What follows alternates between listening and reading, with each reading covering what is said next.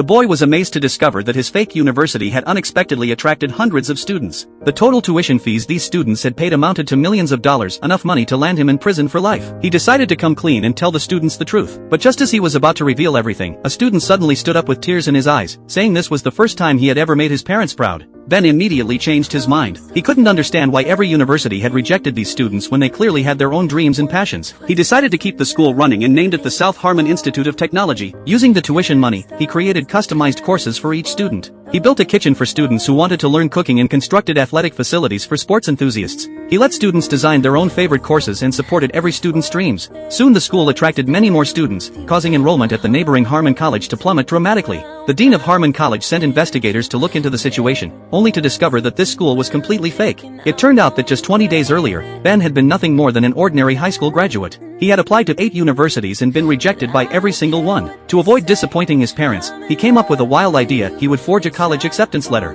To make the scam believable, Ben had his friends create a fake university website and even rented an abandoned mental hospital to serve as the campus. Surprisingly, his parents completely bought into his fabricated story and even paid an entire semester's tuition in advance. Ben had no choice but to find the abandoned mental hospital and transform it to look like a real university. Initially, Ben just wanted to fool his parents, but he never expected hundreds of rejected students to actually believe it was real and show up with their tuition money. At first, he wanted to shut down the school, but when he saw that it had become these rejected students' only hope, he decided to keep it going. He never anticipated that this would attract the attention of Harmon College's dean. The dean of Harmon College had someone hack into SHIT's official website and sent invitation letters to all the students' parents. When all the parents arrived at the school, Harmon's dean exposed Ben's fraud. Ben's father was furious and left in disappointment. Even worse blows followed. The Department of Education shut down the school, and Ben faced fraud charges. If convicted, he was looking at 10 years in prison.